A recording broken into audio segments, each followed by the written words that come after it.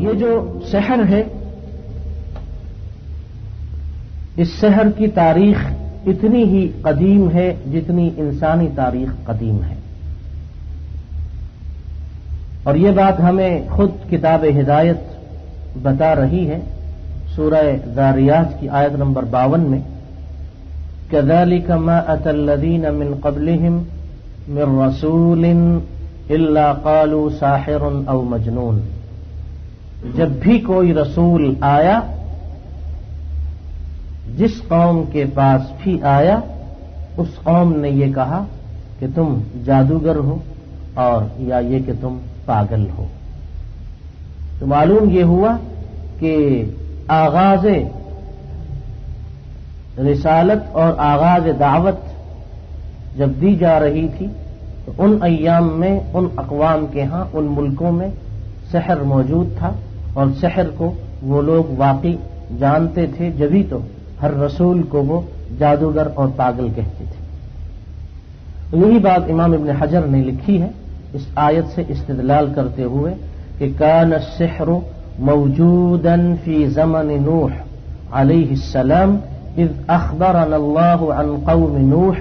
انہم زعموا انہ ساحر۔ قوم نوح نے بھی یہی کہا، کیونکہ یہاں ہر رسول کے بارے میں ارشاد فرمایا، اور صحیح مسلم کی حدیث میں ہم پڑھ چکے ہیں کہ سب سے پہلے رسول سیدنا نوح علیہ الصلاۃ والسلام تھے۔ اور پھر جب ہم تاریخ کی ورق گردانی کرتے ہیں تو قرآن کی اس آیت کے بعد ہمیں دوسری یہ آیت نمبر 102 جس کو ہم نے آج پڑھا ہے یہ ملتی ہے۔ اس آیت میں عراق کا ذکر ہے، عراق کے شہر بابل کا ذکر ہے، جو تاریخی شہر تھا اور جس کے آثار اور نشانات آج بھی عراق میں موجود ہیں۔ تو قرآن کا یہ نص اور یہ آیت ہمیں بتاتی ہے کہ بابل شہر میں جادو کا کام کیا جاتا تھا، اور یہی ابن خلدون جن کا ابھی ہم نے حوالہ دیا اپنی مشہور کتاب مقدمہ ابن خلدون میں، انہوں نے لکھا ہے کہ بابل اور مصر یہ اس وقت جادو کے لیے پوری دنیا میں معروف تھے اور بڑے دو مراکز تھے۔ اور یہ مزید لکھتے ہیں کہ سریانی اور کلدانی لوگ اس علم میں مہارت رکھتے تھے۔ اس دور میں جو لوگ ان شہروں میں موجود تھے وہ اس علم میں مہارت رکھتے تھے، اور یہ دونوں علاقے اور یہ دونوں ملک یا شہر اس علم میں مشہور تھے۔ یہ امام ابو بکر الجساس الحنفی جن کا ابھی تھوڑی دیر قبل ہم نے حوالہ دیا، یہ احناف کے متقدمین ائمہ میں سے ہیں۔ 370 ہجری میں ان کا انتقال ہوا، اور انہوں نے ایک کتاب لکھی ہے جو بڑی مشہور اور شہرۂ آفاق کتاب ہے۔ قرآن پاک کے احکامات جتنے بھی ہیں سب کو انہوں نے اس کتاب میں جمع کیا ہے، احکام القرآن۔ یہ امام ابو بکر الجساس لکھتے ہیں کہ یہ اہل بابل جو تھے یہ کانوا صابئین یعبدون الکواکب السبعہ، بابل کے جو لوگ تھے یہ 7 مشہور ستاروں کی پوجا کیا کرتے تھے، اور ان 7 ستاروں کے نام پہ انہوں نے 7 بڑے بڑے عبادت خانے، معابد بنائے ہوئے اور تعمیر کیے ہوئے تھے۔ امام الجساس نے لکھا کہ یہ جادو صرف اہل بابل و مصر ہی میں مقبول اور معروف نہیں تھا، بلکہ اس وقت عراق کے بعض دوسرے علاقوں میں، شام میں اور روم میں بھی بڑے بڑے جادوگر موجود تھے۔ امام ابن کثیر نے البدایہ والنہایہ اپنی مشہور تاریخی کتاب میں دمشق کے بارے میں لکھا کہ جن لوگوں نے یہ دمشق شہر تعمیر کیا وہ بھی ستاروں اور سیاروں کے پجاری تھے، اس لیے کہ دمشق کے 7 پرانے دروازوں پر ان لوگوں نے ان ستاروں کے ہیکل اور ان ستاروں کی شکل بنائی ہوئی تھی، اور اہل دمشق کا یہ معمول تھا کہ وہ ان 7 ہیکل والوں کے نام پہ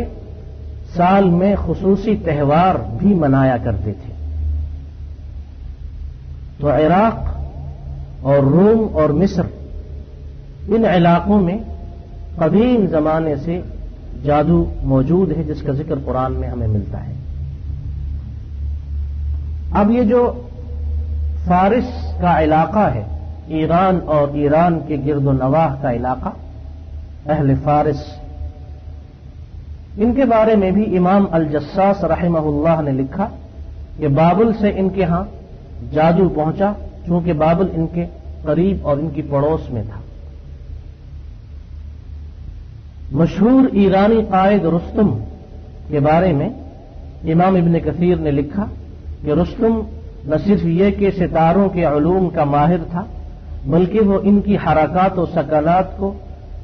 فتح و شکست کا سبب اور باعث سمجھتا تھا،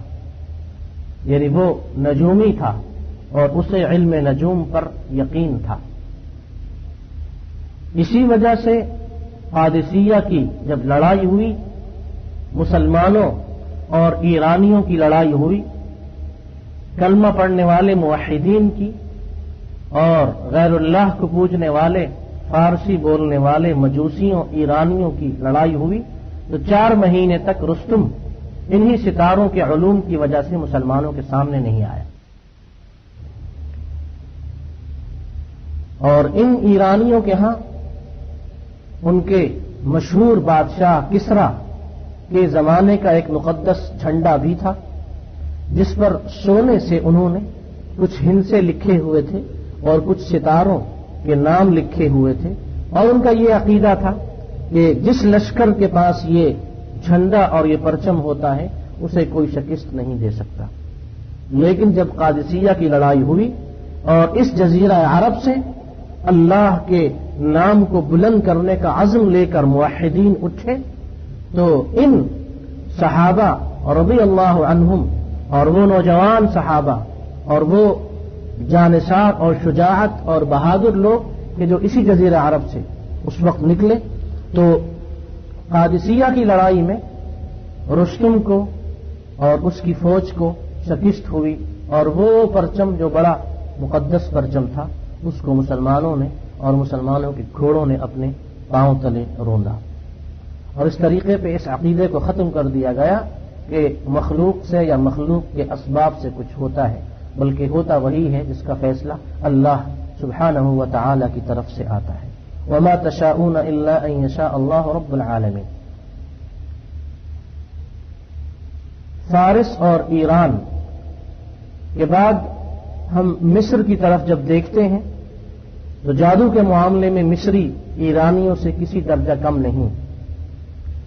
اور اس چیز کو بھی خود قرآن نے بیان کیا۔ موسیٰ علیہ الصلاۃ والسلام کا قصہ جب قرآن بیان کرتا ہے تو کئی مقامات پہ ہمیں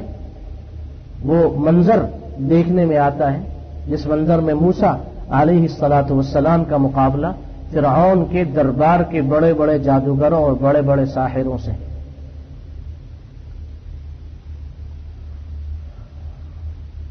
اور اسی تاریخ میں جادو کے بارے میں جب ہم جاننے لگے تو ہندوستان کے بارے میں بھی ہمیں معلوم ہوا کہ قدیم زمانے سے ہندوستان میں بھی سحر موجود ہے، حتیٰ کہ برہمنوں کی اصلاح کے لیے جب بدھ مت آیا تو بدھ مت نے بھی جادو کو اتنی ہی اہمیت دی جتنی کہ خود ہندوؤں کے ہاں موجود ہے۔ ان کی مشہور اور مقدس کتاب وید یا ویدا، اس کے 4 مشہور سفر نامے ہیں۔ ان 4 مشہور سفر ناموں میں ایک سفر نامہ اور ایک سفر مخصوص ہے منتر اور جادو سیکھنے کے لیے، اور یہی وجہ ہے کہ قدیم زمانے سے ہندوستان میں جوگیوں، پنڈتوں اور دوسرے ان لوگوں کی بہتات ہے اور ان کا معاشرے میں ایک اثر ہے جو جادو کے علوم سے مہارت، ان کو جادو کے علوم میں ان کو مہارت حاصل ہوتی ہے، اور اس طریقے پہ عام لوگوں کو وہ نہ صرف یہ کہ دھوکہ دیتے ہیں بلکہ اکثر اوقات اخلاق اور انسانیت کو بھی سر بازار نیلام کر دیا جاتا ہے۔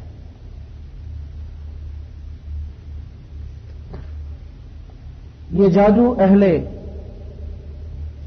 فارس کے ہاں بھی موجود تھا، اہل ہند کے ہاں بھی موجود تھا، مصر اور عراق میں بھی موجود تھا، اور اس طریقے پہ اس نے اپنا سفر طے کیا، حتیٰ کہ یہود اور نصارہ کی تاریخ کو جب قرآن نے بیان کیا تو ہمیں قرآن نے یہی بتایا کہ وَاتَّبَعُوا مَا تَتْلُو الشَّيَاطِينُ عَلَى مُلْكِ سُلَيْمَانَ۔ بنی اسرائیل کے ہاں بھی یہ غلیظ اور یہ خبیث علم موجود رہا، اور اسی طریقے پہ سینہ در سینہ منتقل ہوتا ہوا ان یہود اور نصارہ کے ہاں بھی آیا جو جزیرہ عرب میں، مدینے میں یا خیبر میں یا نجران و جیزان میں رہتے تھے۔ خیبر اور مدینے میں یہود کے مراکز تھے، نجران و جیزان میں نصارہ کے مراکز تھے، اور ان دونوں مراکز میں باقاعدہ جادو پڑھایا جاتا تھا۔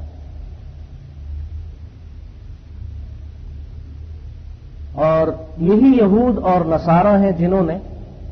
مشترکہ جرم کیا اور تورات اور انجیل میں تحریف کر کے اس کو موجودہ بائبل کی شکل دی۔ ہم نے جادو کے بارے میں جب موجودہ تحریف شدہ اور ان کی اپنی وضع کی ہوئی بائبل سے پوچھا تو اس میں بھی ہمیں یہ بات ملی جو کہ آج بھی محفوظ ہے۔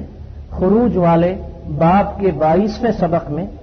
ہمیں بنی اسرائیل کے لیے اللہ کا یہ حکم ملتا ہے کہ جادوگر کو اپنی زمین پر مت بسنے دو، یعنی یہ صاف حکم ہے کہ تمہارے ہاں جادو کا اور جادو کا وجود نہیں ہونا چاہیے، اور اگر کوئی شخص جادو کرتا ہے تو اس کو قتل کر دو یا اس کو اپنی زمین سے نکال دو۔ اسی بائبل کے استثناء والے حصے کے 18ویں سبق میں یہ ہے کہ جادو کرنے سے انسان اللہ تعالی کی نفرت کا مستحق ہو جاتا ہے، لیکن اس کے باوجود یہود اور نصارہ اس علم کو حاصل کرتے رہے، اور اس علم سے وہ اللہ کی مخلوق کو تکلیف اور نقصان پہنچاتے رہے، اور اللہ تعالی کی واضح کتاب ہدایت کی آیات کو سن کر بھی وہ مسلمان نہ ہوئے، اور صراط مستقیم کے بجائے انہوں نے اس جادو کو اور اس سحر کو اپنایا، اور اس طریقے پہ جادو منتقل ہوتا رہا۔ مدینے میں ان کا بڑا مرکز ہے، اور اس مرکز سے یہ ان لوگوں کو جزیرہ عرب میں پھیلاتے ہیں جن کے ذریعے ان کا مقصد یہ ہوتا ہے کہ جادو کی اہمیت سے لوگوں کو آگاہ کیا جائے اور جادو کے احساس سے لوگوں کے دلوں میں خوف پیدا ہو۔ اور یہی وہ ہیں جنہوں نے رسول اللہ علیہ الصلوۃ والسلام پر بھی جادو کیا، اور اس کے بعد پھر یہ سلسلہ چلا۔ روم جو ایک تاریخی نصارہ کا تاریخی شہر رہا ہے، تاریخ میں لکھا ہے کہ 1533 سن عیسوی میں وہاں پہلا ایک اسکول مدرسہ تعمیر ہوا جو صرف جادو سیکھنے اور سکھانے کے لیے خاص تھا۔ یورپ کی جدید تاریخ مرتب کرنے والوں نے بھی لکھا ہے کہ موجودہ یورپ میں جادو کو سب سے پہلے جن لوگوں نے پھیلایا اور نشر کیا وہ یہود تھے، اور اسلام کے آنے سے قبل بھی یہود ہی نے جزیرہ عرب میں اس چیز کو پھیلایا۔ اور صحیح مسلم میں ہمیں وہ مشہور حدیث ملتی ہے جس میں اس بادشاہ کا ذکر ہے جس نے ایک جادوگر پالا ہوا تھا، رکھا ہوا تھا، اور اس بچے کا ذکر ہے جس کو حدیث میں غلام کے نام سے یاد کیا گیا ہے۔ وہ طویل حدیث ریاض الصالحین کے بالکل آغاز میں ہم نے پڑھی تھی کہ وہ بچہ اور وہ نوجوان جس نے اللہ تعالی کی راہ میں اپنی جان کی قربانی کو پیش کیا، اور اس میں پھر اصحاب اخدود کا واقعہ ہے، خندقوں والے۔ اور علماء نے فرمایا کہ یہ جو اصحاب اخدود تھے یہ جس دور کا ذکر ہے اس دور میں فرمایا کہ یہ اہل نجران میں سے تھے، اور نجران گڑھ تھا اور مرکز تھا نصارہ کا۔ اگر یہ بات درست ہو تو یہ چیز ہمیں معلوم ہو رہی ہے اس واقعے سے کہ نجران میں بھی نصارہ نے باقاعدہ جادو کے مراکز قائم किए होंगे। वल्लाहु अअलम। माजी करीब में इब्न खुल्दून ने, जिनका 808 हिजरी में इंतकाल हुआ, दुनिया भर के सफरनामे में उन्होंने स्पेन और पुर्तगाल और मिस्र और इराक इनके बारे में लिखा है, जो उस वक्त किसी और नाम से इनको याद किया जाता था, कि मैंने खुद इन इलाकों में जादूगरों को और जादूगरों के बड़े बड़े मराकिज को देखा। माजी करीब में यूरोप में हमें ये बात मिलती है, और खुद अब हाल में जादू यूरोप में बाकायदा किया जाता है और टीवी पे इसकी पब्लिसिटी होती है, और बाज़ औक़ात सर्कस वगैरह में लोग अपने करतब दिखाते हैं। अगरचे बाज़ यूरोपियन ममालिक में कानूनी तौर पे जादू ममनू है और जादू के लिए और जादूगर के लिए बाकायदा सजा है, लेकिन चूंकि जमहूरियत है, वो जमहूरियत की जो बरकत है वो ये है कि अक्सरियत पार्लियामेंट में जो फैसला करती है वो मुल्क का दस्तूर और कानून बन जाता है। तो बाज़ मुल्कों में पार्लियामेंट में जो मेंबर हैं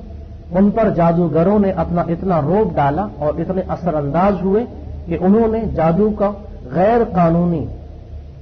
चीज तस्लीम करने का और उसको गैर कानूनी करार देने का जो मामला था उसको कानूनी शक्ल दे दी। और बाज़ मुल्कों में जहां जादूगर ऐसा नहीं कर सके वहां उन्होंने दूसरे नामों से जादू को फैलाना शुरू कर दिया। फ्रांस में आज भी सैकड़ों ऐसे नाइट क्लब हैं जो तहखानों और जमींदोज शक्ल में मौजूद हैं, और वहां आज भी जादू सीखा और सिखाया जाता है, और आज भी जादूगर एक मशहूर माबूद और इलाह के नाम पे लोगों को ज़िबा करते हैं और लोगों को कत्ल किया जाता है। बाद में पुलिस को चंद लाशें वहां से मिलती हैं। अमरीकी रियासत ओहायो में 1969 के बाद से लेकर आज तक ये होता है कि हर साल 5 नौमौलूद बच्चों को फसले बहार की वापसी के नजराने के तौर पर ज़िबा कर दिया जाता है, और ये भी जादूगरों के कहने पे होता है। वहम और औहाम परस्ती और नजूम परस्ती ये भी जादू ही की एक किस्म है। फ्रांस की वजारत दाखिला ने 1982 में जो रिपोर्ट शाया की थी उसमें यह लिखा था कि 20% लोग जादू पर ईमान रखते हैं। उसी रिपोर्ट में यह लिखा था कि जादूगरों की तादाद फ्रांस में 30,000 से ज्यादा है और इनकी सालाना आमदनी 3 मिलियन फ्रंक से ज्यादा है। हालांकि फ्रांस के दस्तूर में आर्टिकल नंबर 405 में जादू को ममनू करार दे दिया गया है, लेकिन इसके बावजूद वहां जादू होता है और जादू किया जाता है। जर्मनी में जो रिपोर्ट शाया की है हुकूमत ने, उसमें यह लिखा है कि 80,000 जादूगर वहां खैर से मौजूद है। अभी चंद साल कबल की बात है कि उनके फुटबॉल के कौमी मशहूर खिलाड़ी रोमी गे के बारे में आम जर्मनों का यही ख्याल था कि उस पर जादू किया गया है, इसलिए अब वो सही तरीके पे लड़ नहीं सकता, सही तरीके पे खेल नहीं सकता, माफ कीजिएगा, और बाद में उसका इंतकाल हो गया। और ये तो अभी कल की बात है कि जिस शख्स ने अमेरिका में दावा किया कि वो मसीह है, जॉन उसका नाम था, 800 आदमियों को लेके एक बड़ी हवेली में उसने क़याम किया और उसने मौजूदा बाइबल के कुछ हिस्से पढ़ के सुनाए, और बाद में हुकूमत से उसका मुकाबला हुआ और अक्सर लोगों ने खुदकुशी की, और खुदकुशी से कबल अपने मासूम बच्चों को सब ने अपने हाथ से ज़िबा किया। और ये जॉन जो था ये असल में एक जादूगर था, इसका इल्म बाद में अमरीकी पुलिस को हुआ।